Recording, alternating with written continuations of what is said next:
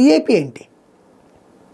దేవుడు అనే విఐపి దగ్గర నువ్వు భక్తుడివి, నువ్వు భక్తుల కంటే అధికుడివి అన్నటువంటి ఉద్దేశంతో ఏంటి అసలు?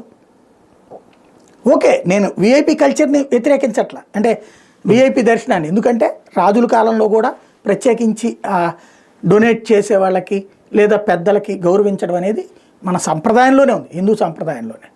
కాబట్టి దాన్ని నేను తప్పు పట్టట్లా. కానీ ఈ పాలక మండళ్ళుగా ఉండేటటువంటి వాళ్ళు ఓన్లీ దానికోసమే పనిచేస్తే ఉపయోగం ఏంటి? నువ్వు ఆ గుడి మంచి కోసం అందరూ కలిసి నిర్ణయం తీసుకోండి, మీ హయాంలో ఓ మంచి జరిగించండి, భక్తుడికి ప్రయోజనం చేకూర్చండి, దేవుడి ద్వారా భక్తుడికి ప్రయోజనం చేకూర్చండి, దేవుడి ద్వారా భక్తుడికి ప్రయోజనం చేకూరాలి.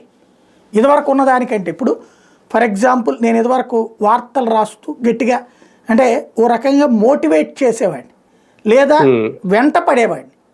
ఫర్ ఎగ్జాంపుల్ ఇదివరకు దుర్గుళ్ళో ప్రసాదం డబ్బులు పెట్టి కొనుక్కుంటేనే ఫ్రీ, అంతే కదా, ఇదే డబ్బులు పెట్టి కొనుక్కుంటేనే వచ్చేది లడ్డు కానీ పులిహార కానీ. నేను రోజు వార్తలతో వెంటపడేవాడిని. అంటే ఇక గుడికి వచ్చినోడికి ఉచితంగా కొంచెం కూడా చేతిలో ప్రసాదం కూడా పెట్టవా నువ్వు? డబ్బులు ఉంటేనే ప్రసాదమా? ఇంకేంటి అసలు? ఇది ఎక్కడ దుర్మార్గం? భక్తుడు నడుచుకుంటూ వస్తాడు. ఇప్పుడు నేనే ఒకప్పుడు విద్యార్థి దశలో నడుచుకుంటూ ఆడికి వెళ్ళేవాడిని. వెళ్ళిన తర్వాత నాకు ప్రసాదం డబ్బులు లేకపోతే నేను కొనుక్కోలేను కదా. నా కళ్ళెదురుకుండా అందరూ ప్రసాదం తింటుంటే గుడికి వెళ్ళిన తర్వాత ప్రసాదం నోట్లో వేసుకోవడం అనేటువంటి ఒక సహజ